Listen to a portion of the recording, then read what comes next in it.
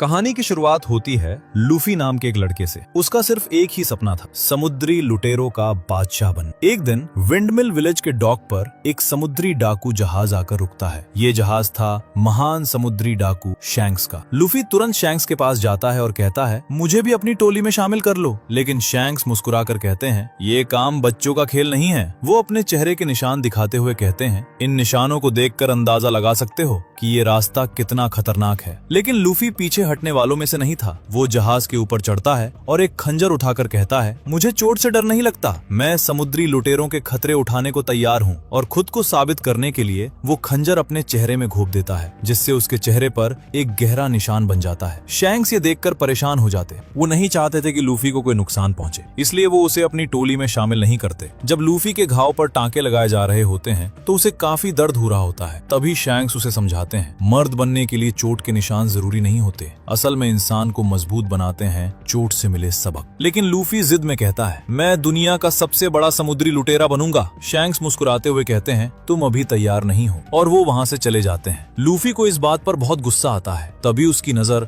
Shanks के खजाने के बॉक्स पर पड़ती है। वो उसे उठाकर खोलता है। उस बॉक्स के अंदर था एक डेविल फ्रूट। डेविल फ्रूट वो रहस्यमयी फल होते हैं जो खाने वाले को अद्भुत शक्तियां देते हैं, लेकिन साथ ही एक बड़ा श्राप भी देते हैं। लूफी इस बात से अनजान था, इसलिए वो उस फल को तुरंत खा लेता है। उसी समय बार में एक और समुद्री लुटेरा आता है। उसका नाम था हिगुमा, और शैंक्स के साथ बदतमीजी करने लगता है। लेकिन शैंक्स बहुत शांत स्वभाव के इंसान थे। वो उससे लड़ने की बजाय उसके फैलाए कांच के टुकड़ों को साफ करने लगते हैं। ये देखकर लूफी को बहुत गुस्सा आता है। वो शैंक्स से कहता है, उसने तुम्हारा मजाक उड़ाया, फिर भी तुमने उसे जाने दिया। तुमने उसका मुंह क्यों नहीं तोड़ा? तब शैंक्स मुस्कुराते हुए कहते हैं, हर समस्या का हल लड़ाई से नहीं निकलता। एक सच्चा आदमी सिर्फ ताकतवर नहीं बल्कि नेक दिल भी होता है। गुस्से में लूफी वहां से जाने लगता है, लेकिन तभी शैंक्स उसका हाथ पकड़ लेते हैं और अचानक लूफी का हाथ बहुत लंबा हो जाता है। अब शैंक्स समझ जाते हैं कि लूफी ने डेविल फ्रूट खा लिया है। अगले दिन से लूफी अपनी नई शक्ति की प्रैक्टिस करने लगता है। वो अपने हाथों को रबर की तरह खींचकर मुक्के मारने की ट्रेनिंग करता है। उसी समय बार टेंडर माकिनो उसे समझाती है, तुम्हें अपनी नई ताकत का इस्तेमाल बहुत सावधानी से करना हो, क्योंकि अब तुम आम लोगों से अलग हो चुके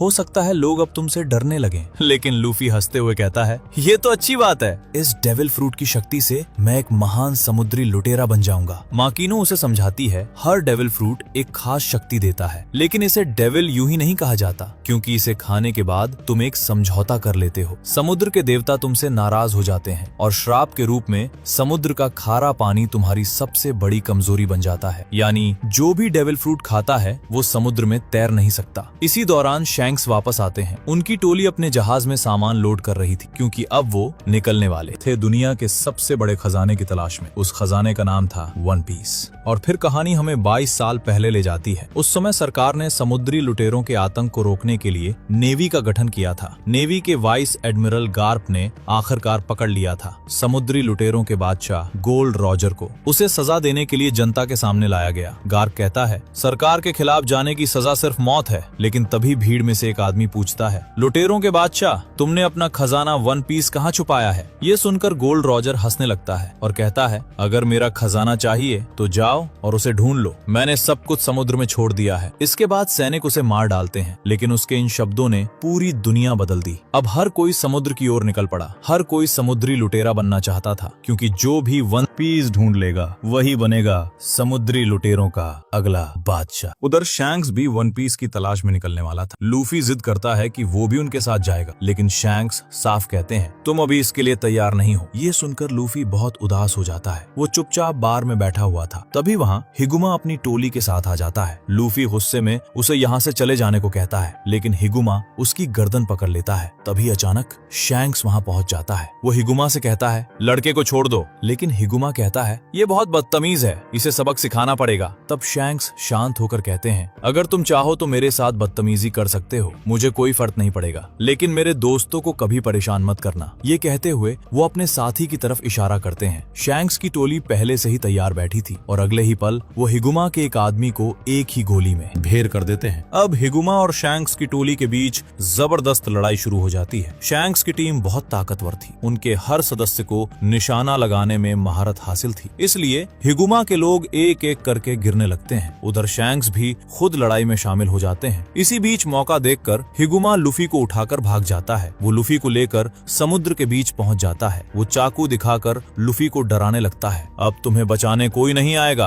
और ना ही कोई तुम्हें याद करेगा। लेकिन तभी अचानक पूरी नाव जोर जोर से हिलने लगती है। समुद्र से एक विशाल कायसी मॉन्स्टर निकल आता है। वो उनकी नाव को पलट देता है और हिगुमा को अपने मुंह में दबाकर समुद्र के अंदर खींच लेता है। डेविल फ्रूट की वजह से लूफी समुद्र के पानी में कमजोर हो जाता है और धीरे धीरे बेहोश होने लगता है। लेकिन तभी शैंक्स वहां पहुंच जाते और वो लूफी को डूबने से बचा लेते हैं। लेकिन खतरा अभी खत्म नहीं हुआ था। वो विशाल सी किंग अभी भी वहां मौजूद था। वो दोनों को निगल जाना चाहता था और उसी हमले में वो शैंक्स का एक हाथ काट देता है। लेकिन शैंक्स डरते नहीं हैं। वो गुस्से से सी किंग की आंखों में देखते हैं और उसे वहां से चले जाने को कहते हैं। शैंक्स की नजर इतनी डरावनी थी कि सी किंग भी पीछे हट जाता है और समुद्र में वापस चला जाता है। लूफी जब शैंक्स का कटा हुआ हाथ देखता है तो बहुत घबरा जाता है। उसे लगता है कि ये सब उसकी वजह से हुआ है। लेकिन शैंक्स मुस्कुराकर कहते हैं, मैं जिंदा हूँ, बस यही मायने रखता है। कुछ समय बाद शैंक्स अपनी टोली के साथ वन पीस की तलाश में समुद्र की ओर निकलने वाले थे। लेकिन लूफी अकेला बैठा हुआ था। शैंक्स उसके पास आते हैं। लूफी कहता है, तुम सही थे, मैं अभी तैयार नहीं हूँ, लेकिन एक दिन मैं भी एक समुद्री लुटेरा बनूंगा। मेरा भी एक जहाज होगा और मेरी अपनी टोली होगी और हम दुनिया के सबसे महान लुटेरे बनेंगे। मैं वन पीस ढूंढूंगा और समुद्री लुटेरों का बादशाह बनूंगा। लूफी की बातें सुनकर शैंक्स मुस्कुरा देते हैं। उन्हें लूफी में वही जज्बा दिखाई देता है जो एक सच्चे कप्तान में होता है। इसलिए वो अपनी स्ट्रॉ हैट उतार कर लूफी के सिर पर रख देते हैं और कहते हैं, ये टोपी मेरे लिए बहुत कीमती है, लेकिन अब मैं चाहता हूँ कि तुम इसे संभाल कर रखो। जब हम फिर मिलेंगे तब तुम एक महान समुद्री लुटेरा बन चुके होंगे, ये हमारा वादा है। ये कहकर शैंक्स वहाँ से चले जाते हैं और फिर कभी वापस नहीं आते। समय बीतता है और अब लूफी बड़ा हो चुका था। वो भी वन पीस की तलाश में निकल पड़ा था, लेकिन उसके पास ना कोई टोली थी और ना ही बड़ा जहाज, सिर्फ एक छोटी सी नाव जो समुद्र के बीच डूबने लगती है। अपनी जान बचाने के लिए लूफी एक ड्रम के अंदर छिप जाता है और वही ड्रम समुद्र में बहते बहते दो जहाजों के बीच पहुंच जाता है। वहां समुद्री लुटेरी अलविदा एक पैसेंजर जहाज पर हमला कर चुकी थी। अलविदा पर 50 लाख बेरी का इनाम था। वो अपनी टोली के साथ यात्रियों को मारकर उनका सामान लूट रही थी। इसी दौरान लूफी वाला ड्रम भी लुटेरों के जहाज पर लोड कर दिया जाता है। अलविदा पैसेंजर जहाज के सभी लोगों को बंधक बना लेती है। वो एक आदमी से पूछती है, क्या तुम्हें बाउंटी हंटर रोरोनोआ जोरो के बारे में पता है? जोरो समुद्री लुटेरों का शिकार करने के लिए मशहूर था, लेकिन क्रू मेंबर बताता है जोरो के पास उन समुद्री लुटेरों की एक लिस्ट है जिन्हें वो खत्म करना चाहता है, लेकिन उस लिस्ट में तुम्हारा नाम नहीं है। ये सुनकर अलविदा बहुत गुस्सा हो जाती है, क्योंकि वो खुद को दुनिया की सबसे महान लुटेरी मानती थी। गुस्से में वो उस आदमी को मार डालती है। अलविदा बेहद बेरहम थी। वो कोबी नाम के लड़के से जबरदस्ती काम करवाती थी और अपने आदमियों से अपने नाम के नारे लगवाती रहती थी। रात का समय था। कोबी जहाज के डेक की सफाई कर रहा था। तभी उसे अचानक कुछ अजीब सी आवाजें सुनाई देती। वो देखता है कि पास रखा एक बड़ा बैरल जोर जोर से हिल रहा है। कोबी डर जाता है और जोर से चिल्लाने लगता है, लेकिन तभी बैरल के अंदर से लूफी बाहर निकल आता है और तुरंत उसका मुंह बंद कर देता है। कोबी को लगता है कि शायद लूफी उसे मारने वाला है, लेकिन लूफी कहता है, घबरा मत, मैं तुम्हें नहीं मारूंगा। असल में लूफी को बहुत जोर की भूख लगी थी, इसलिए वो जहाज पर खाने का सामान ढूंढने लगता है। वो कोबी से कहता है, मैं भी एक समुद्री लुटेरा हूँ, लेकिन कोबी को इस बात पर बिल्कुल विश्वास नहीं होता। वो कहता है, लुटेरे तुम्हारी तरह नहीं होते, वो बहुत बुरे लोग होते हैं जो लोगों को मारते हैं और लूटते हैं। लूफी मुस्कुराकर कहता है, हर लुटेरा ऐसा नहीं होता।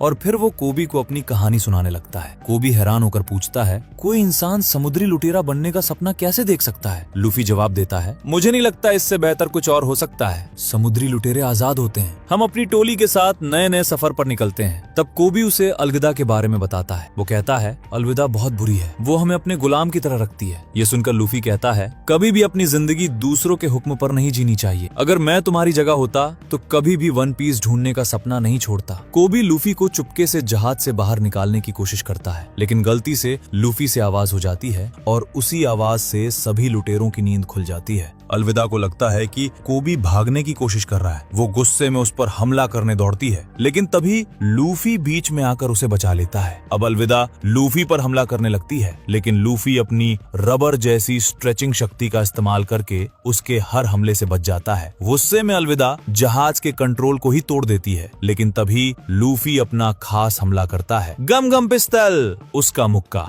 सीधे अलविदा को लगता है और वो उड़कर सीधे समुद्र में गिर जाती है। इसके बाद लूफी और कोबी एक छोटी नाव लेकर वहाँ से निकल जाते हैं। उधर हम पहुँचते हैं सिक्सेस आइलैंड, जहाँ रहते हैं समुद्री लुटेरों के शिकारी रोरोनोआ जोरो। जोरो हमेशा अपने साथ 3 तलवारें रखता था। वो एक पवित्र जगह पर मोमबत्ती जला रहा था। ये वो जगह थी जहाँ लोग अपने गुजरे हुए प्रियजनों को याद करते थे। जोरो को महसूस होता है कि कोई उसका पीछा कर रहा है, इसलिए वो कहता है छिपने की जरूरत नहीं, सामने आ जाओ। तभी उसके सामने आता है मिस्टर 7। वो कहता है मैं बरोक वर्क्स के लिए काम करता हूँ, हमें तुम्हारे जैसे ताकतवर योद्धा की अपनी टोली में जरूरत है। लेकिन जोरो उसकी बातों में बिल्कुल दिलचस्पी नहीं लेता। वो शांत होकर कहता है अगर तुम्हारी टोली को सच में मेरी जरूरत होती तो वो मुझे लेने के लिए 7वें नंबर वाले को नहीं भेजते। ये सुनकर मिस्टर 7 गुस्से में आ जाता है और तलवार से जोरो पर हमला कर देता है। अब दोनों के बीच जबरदस्त तलवारबाजी शुरू हो जाती है, लेकिन जोरो एक शानदार तलवारबाज था। वो सिर्फ एक ही तलवार से मिस्टर 7 के हमलों को रोक देता है और अगले ही पल अपने तेज क्रॉस स्लैश से मिस्टर 7 को खत्म कर देता है। उधर लूफी और कोबी नाव में आगे बढ़ रहे होते हैं। लूफी कोबी से पूछता है हर इंसान का एक सपना होता है, तुम्हारा सपना क्या है? कोबी अपने सपने के बारे में बताने से डरता है क्योंकि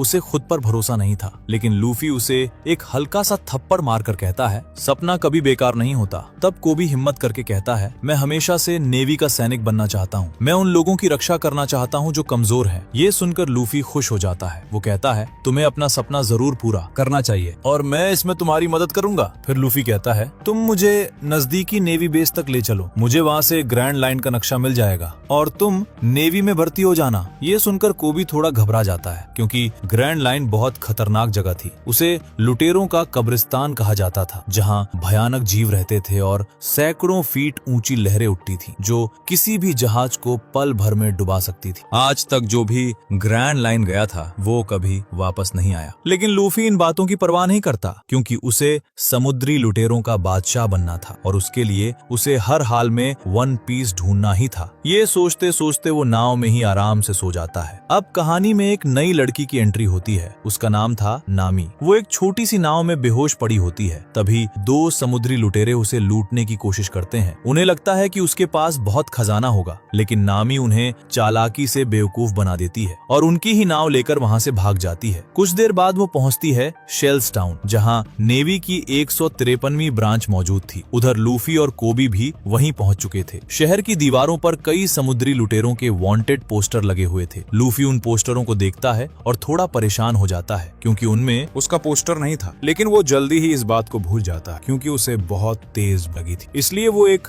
रेस्टोरेंट में चला जाता है। उसी समय रोरोनोआ जोरो भी वहाँ पहुँचता है। वो अपने साथ एक बोरा लेकर आया था। उस बोरे के अंदर मिस्टर 7 की लाश थी ताकि वो नेवी से उसका इनाम ले सके। तभी रिका नाम की एक छोटी लड़की जोरो के लिए चावल का कटोरा लेकर आती है, लेकिन अचानक वो गलती से हेल्मेपो से टकरा जाती है और चावल नीचे गिर जाते हैं। हेल्मेपो बहुत घमंडी इंसान था। वो गुस्से में उस चावल को अपने पैर से कुचल देता है। ये देखकर जोरो को बहुत गुस्सा आता है, लेकिन वो गिरे हुए चावल को उठाकर खा लेता है और रीका की तारीफ करता है। फिर वो हेल्मेपो से कहता है इस लड़की से माफी मांगो, लेकिन हेल्मेपो अहंकार से कहता है तुम जानते भी हो मैं कौन हूँ, और वो जोरो पर हमला कर देता है, लेकिन जोरो आसानी से उसका हमला रोक लेता है। अब बाकी नेवी सैनिक भी जोरो पर हमला करने आते हैं, लेकिन जोरो उन्हें भी पल भर में दूर फेंक देता है। अब हेल्मेपो जोरो से डर जाता है। जोरो उसे चेतावनी देता है तलवार तभी निकालना जब उसे चलाना भी सीख जाओ। डर के मारे हेल्मेपो कहता है मुझे मत मारो, तुम जो भी चाहोगे मेरे पिता तुम्हें दे देंगे, क्योंकि उसका पिता था नेवी ब्रांच का कप्तान एक्स हैंड मॉर्गन। इसी दौरान नामी भी एक नेवी सैनिक को बेहोश करके उसकी यूनिफॉर्म चुरा लेती है और चुपके से नेवी बेस के अंदर घुस जाती है। असल में वो भी वहाँ आई थी ग्रैंड लाइन का नक्शा चुराने। उधर जोरो हेल्मेपो को लेकर कप्तान मॉर्गन के पास पहुँचता है। मॉर्गन का एक हाथ नहीं था, उसकी जगह एक बड़ी कुल्हड़ी लगी हुई थी जिसकी धार वो तेज कर रहा होता है। मॉर्गन जोरो से कहता है तुम लड़ाई में काफी माहिर हो, तुमने मेरे 4 सैनिकों को घायल कर दिया। मैं जानता हूँ कि तुम रोरोनोआ जोरो हो, जिसे लोग मौत का दूध भी कहते हैं। जोरो शांत होकर कहता है मुझे तारीफ नहीं चाहिए, मुझे सिर्फ अपना इनाम चाहिए। मॉर्गन कहता है इनाम तो मिल जाएगा, लेकिन तुमने नेवी सैनिक पर हाथ उठाया है, इसकी सजा के रूप में तुम्हें 7 दिन जेल में रहना होगा। लेकिन फिर वो कहता है अगर चाहो तो हम 7 काम कर सकते हैं, तुम मेरे खास नेवी सैनिक बन सकते हो। लेकिन जोरो उसका ऑफर ठुकरा देता है और 7 दिन की सजा कबूल कर लेता है। अब जोरो को खुले मैदान में खंबे से बांध दिया जाता है। कुछ देर बाद हेल्मेपो वहाँ आता है। वो जोरो की तलवार उठाकर उसे चिढ़ाने लगता है। जोरो गुस्से में कहता है जैसे ही मैं यहाँ से आजाद हुआ तुम्हें इसकी सजा जरूर मिलेगी। लेकिन हेल्मेपो हंसते हुए कहता है है, तुम कभी भी इस कैद से बाहर नहीं निकलोगे, और वहाँ से चला जाता है। कुछ देर बाद लूफी सीवर लाइन के रास्ते उसी मैदान में पहुँच जाता है। वो जोरो को कैद में देखकर हैरान हो जाता है। लूफी कहता है, अरे तुम तो वही 3 तलवार वाले आदमी हो, तुम यहाँ कैसे फंस गए? जोरो जवाब देता है, मैंने खुद को इनके हवाले किया है, मैं रोरोनोआ जोरो हूँ, मैं समुद्री लुटेरों का शिकार करता हूँ। लूफी मुस्कुराते हुए कहता है, अच्छा, क्योंकि मैं तो जल्द ही समुद्री लुटेरों का बादशाह बनने वाला हूँ, इसलिए तुम्हें मेरी टोली में होना चाहिए। जोरो तुरंत कहता है, मैं तुम्हारी टोली में क्यों शामिल हूँ, जबकि मैं तुम जैसे लुटेरों का शिकार करता हूँ? लूफी पूछता है, क्या यही तुम्हारा सपना है? जोरो थोड़ा भावुक हो जाता है और कहता है, मैंने किसी से वादा किया था कि मैं दुनिया का सबसे महान तलवारबाज बनूंगा। ये सुनकर लूफी उसकी रस्सियां खोलने लगता है। जोरो कहता है, इससे तुम्हारा कोई फायदा नहीं होगा, क्योंकि मैं तुम्हारी टोली में शामिल नहीं होने वाला। लेकिन लूफी मुस्कुराकर कहता है, इससे कोई फर्क नहीं पड़ता, तुम अच्छे इंसान हो और तुम जो बनना चाहते हो वो कैद में रहकर हासिल नहीं कर सकते। ये कहकर लूफी वापस सीवर लाइन के रास्ते वहाँ से चला जाता है। उधर नामी नेवी बेस की लाइब्रेरी में पहुंच जाती है। वो वहाँ ग्रैंड लाइन का नक्शा ढूंढ रही होती है। तभी उसे एक नेवी सैनिक से पता चलता है कि असली नक्शा लाइब्रेरी में नहीं है, वो नक्शा कप्तान मॉर्गन के ऑफिस की एक गुप्त तिजोरी में छिपा हुआ है। लेकिन तभी वहाँ वही नेवी सैनिक पहुंच जाता है जिसकी यूनिफॉर्म नामी ने चुराई थी। जैसे ही उसे शक होता है वो नामी पर गोली चलाने लगता है, लेकिन नामी बहुत तेज थी। वो तुरंत अपना बो स्टाफ निकालती है और कुछ ही सेकंड में दोनों सैनिकों को बेहोश कर देती है। तभी वहाँ लूफी भी पहुंच जाता है। वो उनकी सारी बातें सुन चुका था। लूफी मुस्कुराकर कहता है, तो पहले तुमने उस आदमी की वर्दी चुराई और अब मेरे नक्शे के पीछे पड़ी हो। ये कहकर वो मॉर्गन के ऑफिस की तरफ बढ़ जाता है। उधर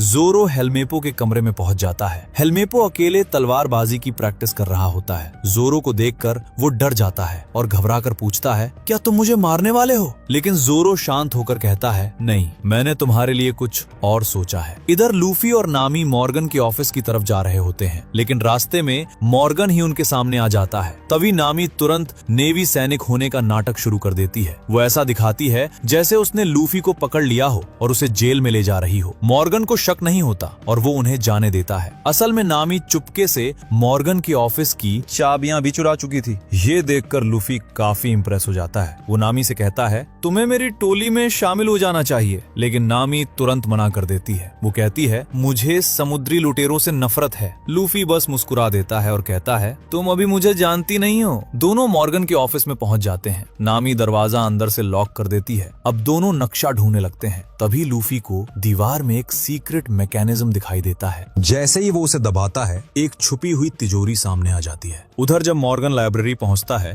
तो उसे समझ आ जाता है कि एक लुटेरी नेवी के भेष में अंदर घुस आई है और वो ग्रैंड लाइन का नक्शा चुराना चाहती है। तुरंत पूरे बेस में इमरजेंसी अलार्म बजा दिया जाता है। अलार्म बजते ही नामी समझ जाती है कि अब उनके पास ज्यादा समय नहीं है। वो तिजोरी खोलने की कोशिश करती है, लेकिन तब तक मॉर्गन दरवाजा तोड़ने की कोशिश करने लगता है। लूफी को कोई रास्ता नहीं दिखता, इसलिए वो सीधे अपने हाथों से ही तिजोरी खींचने लगता है। उसके हाथ रबर की तरह लंबे हो जाते हैं। ये देखकर नामी थोड़ी डर जाती है, लेकिन अब उनके पास कोई और रास्ता नहीं था। दोनों मिलकर तिजोरी को खींचते हैं और अगले ही पल वो तिजोरी समेत टावर से नीचे गिर जाते हैं। नीचे कई नेवी सैनिक पहले से मौजूद थे, इसलिए अब लूफी और नामी उनसे लड़ने लगते हैं। दोनों पूरी बहादुरी से सैनिकों को गिराने लगते हैं, लेकिन नेवी सैनिकों की संख्या बहुत ज्यादा थी। तभी वहाँ जोरो भी पहुंच जाता है। वो पहले उनकी मदद नहीं करना चाहता था, लेकिन जब वो देखता है कि दोनों मुश्किल में हैं, तो वो भी लड़ाई में कूद पड़ता है और अपनी तलवारों से नेवी सैनिकों को गिराने लगता है। तभी कप्तान मॉर्गन खुद वहाँ आ जाता है। वो कहता है, तुम तीनों में से एक चोर है, एक समुद्री लुटेरा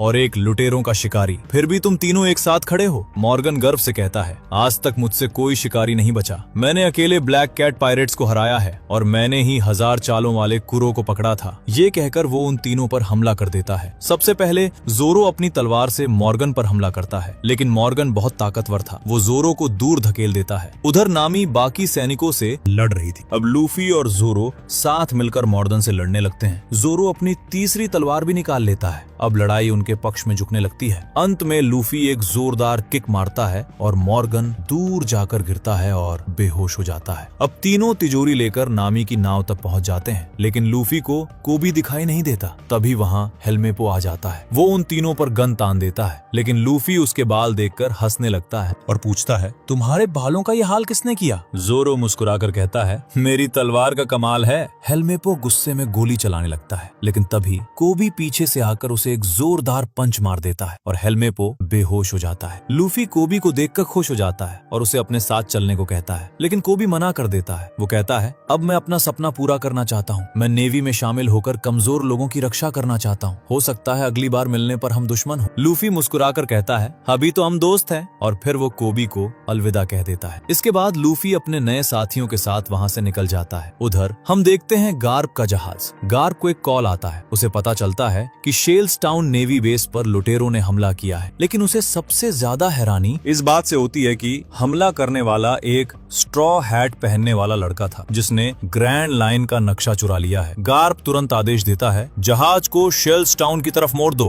क्योंकि अब उसकी नजर लूफी पर पड़ चुकी थी। उधर हमें एक और खतरनाक समुद्री लुटेरा दिखाई देता है, बगी द क्लाउन। बगी भी किसी भी हाल में ग्रैंड लाइन का नक्शा हासिल करना चाहता था, लेकिन उसका साथी कबाजी उसे बताता है कि हम नक्शा लेने गए थे, लेकिन 3 लुटेरे हमसे पहले ही उसे चुरा चुके हैं। ये सुनकर बगी गुस्से से भर जाता है। वो कहता है, मुझे उस नक्शे की हर कीमत पर जरूरत है, चाहे इसके लिए किसी की भी जान क्यों न लेनी पड़े। उधर नाव पर नामी तिजोरी खोलने की कोशिश कर रही थी। लूफी बहुत खुश था, क्योंकि अब उसे लग रहा था कि उसकी अपनी एक टोली बन चुकी है। कुछ ही देर में नामी तिजोरी का लॉक खोल देती है और आखिरकार ग्रैंड लाइन का नक्शा बाहर निकाल लेती है। लेकिन लूफी को समझ ही नहीं आता कि नक्शे में ग्रैंड लाइन कहाँ है। नामी समझ जाती है कि लूफी को इस दुनिया के नक्शे के बारे में कुछ भी नहीं पता। तब वो उसे समझाती है, दुनिया का समुद्र 4 हिस्सों में बटा हुआ है, east blue, north blue, west blue और साउथ ब्लू। पूरी दुनिया में फैली हुई जमीन की विशाल रेखा को रेड लाइन कहा जाता है, और इसी के बीच से गुजरने वाले खतरनाक समुद्री रास्ते को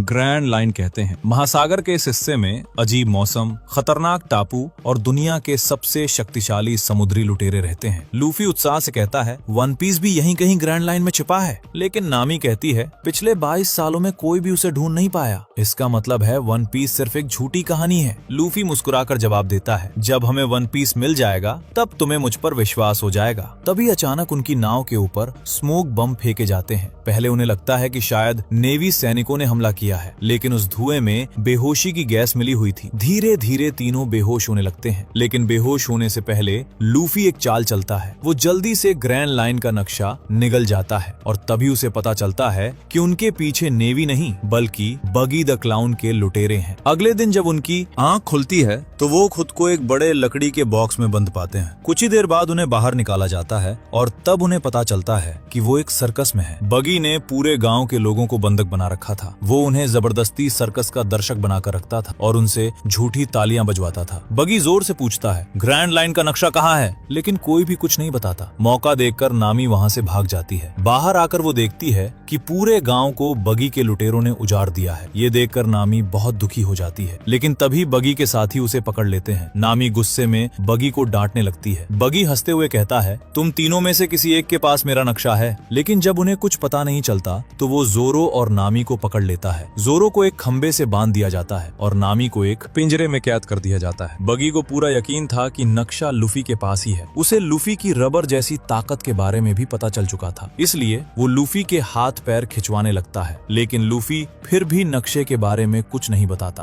तब बगी एक छोटे बच्चे को पकड़ लेता है और उसे मारने की धमकी देता है। ये देखकर लूफी को बहुत गुस्सा आ जाता है। वो तुरंत अपने हाथों को खींचकर खुद को आजाद कर लेता है और बगी को एक जोरदार मुक्का मारता है। मुक्का इतना ताकतवर था कि बगी का सिर उड़कर दूर जा गिरता है, लेकिन वो मरता नहीं। बगी हंसते हुए कहता है, मैंने भी एक डेविल फ्रूट खाया है, चॉप चॉप फ्रूट। मेरी ताकत ये है कि मेरे शरीर के टुकड़े हो सकते हैं, लेकिन मैं फिर भी जिंदा रहता हूँ। और कुछ ही सेकंड में उसके सारे शरीर के हिस्से वापस जुड़ जाते हैं। बगी घमंड से कहता है, मुझे कोई नहीं मार सकता। लेकिन चालाकी से वो लूफी को धोखा देकर उसे बेहोश कर देता है। फिर वो लूफी को एक कांच के बक्से में बंद कर देता है और उस बक्से में समुद्र का खारा पानी भरने लगता है, क्योंकि डेविल फ्रूट खाने वालों के लिए समुद्र का पानी सबसे बड़ी कमजोरी होता है। धीरे धीरे लूफी कमजोर पड़ने लगता है, लेकिन इसके बावजूद भी वो बगी को नक्शे के बारे में कुछ नहीं बताता। उधर नामी अभी भी पिंजरे में कैद थी, लेकिन वो पहले से तैयार होकर आई। उसने अपने पैर में एक छोटी पिन छिपा कर रखी थी। वो चुपके चुपके उस पिन से पिंजरे का लॉक खोलने लगती है। तभी वहाँ कबाजी आ जाता है। कबाजी वही आदमी था जिसके भाई को पहले जोरो ने मार दिया था, इसलिए वो जोरो से बदला लेना चाहता था। वो जोरो पर लगातार खंजर फेंकने लगता है, लेकिन वो उसे मार नहीं सकता था क्योंकि बगी का आदेश था लूफी को जिंदा रखना है। इसी बीच नामी आखिरकार आजाद हो जाती है। वो अचानक हमला करके कबाजी को मार गिराती है और फिर लूफी के कांच वाले केज को भी तोड़ देती है। अब लूफी भी आजाद हो जाता है, लेकिन समुद्र के खारे पानी की वजह से उसकी हालत बहुत खराब हो चुकी थी। कमजोरी की वजह से उसके मुंह से ग्रैंड लाइन का नक्शा बाहर निकल आता है। लेकिन हैरानी की बात ये थी, लूफी नक्शा उठाने के बजाय सीधे अपनी स्ट्रॉ हैट की तरफ जाता है क्योंकि वो टोपी उसे शैंक्स ने दी थी और वो उसे किसी भी हाल में खोना नहीं चाहता था। उधर बगी को नक्शा मिल चुका था। जोरो तुरंत उस पर हमला करता है, लेकिन बगी अपने शरीर के अलग अलग हिस्सों को फिर से जोड़ने लगता है और अपनी ताकत का इस्तेमाल करके अपने बॉडी पार्ट्स को हवा में उड़ा देता है। अब उसके शरीर के हिस्से चारों तरफ घूमते हुए लूफी और जोरो को घेर लेते हैं, जिसकी वजह से दोनों उसके सामने टिक नहीं पा रहे थे। अब लूफी भी बगी से लड़ने लगता है, लेकिन लड़ाई के दौरान उसकी टोपी में छेद हो जाते हैं। ये देखकर लूफी को बहुत गुस्सा आता है, लेकिन फिर भी वो बगी को हराने में सफल नहीं हो पा रहा था। तभी लूफी की नजर वहां पड़े कई लकड़ी के बक्सों पर पड़ती है। नामी भी लूफी का प्लान समझ जाती है। दोनों मिलकर बगी के शरीर के अलग अलग हिस्सों को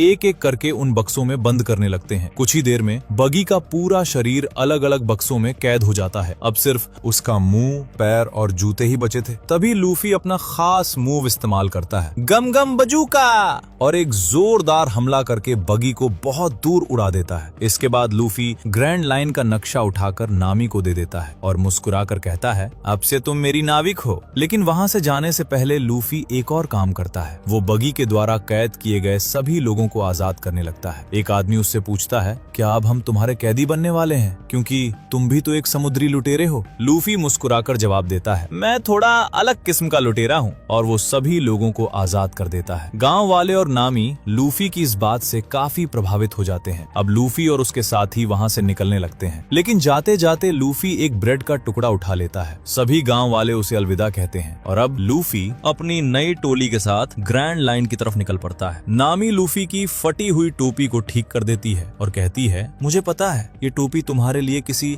खजाने से कम नहीं है। लूफी मुस्कुरा देता है। अब उनकी नाव धीरे धीरे ग्रैंड लाइन की तरफ बढ़ने लगती है, लेकिन नामी लूफी से एक सच छिपा रही थी। वो चुपके से एक छोटे से संदूक से स्नेल फोन निकालती है और किसी को कॉल करती है। वो धीरे से कहती है, मुझे नक्शा मिल चुका है। और यहीं पर इस कहानी का ये पार्ट खत्म हो जाता है और अभी तो उसकी इस रोमांचक यात्रा की बस शुरुआत हुई है। आगे क्या होगा? क्या लूफी सच में ग्रैंड लाइन तक पहुंच पाएगा और नामी जो राज छिपा रही है उसका सच सामने आने पर क्या होगा? ये सब जानने के लिए अगला पार्ट जरूर देखें। अगर आपको ये कहानी पसंद आई हो तो वीडियो को लाइक करें, अपने दोस्तों के साथ शेयर करें और ऐसी ही शानदार कहानियों के लिए चैनल को सब्सक्राइब करना मत भूलिए। आपका एक सब्सक्राइब और एक शेयर हमें ऐसी और कहानियां लाने की हिम्मत देता है।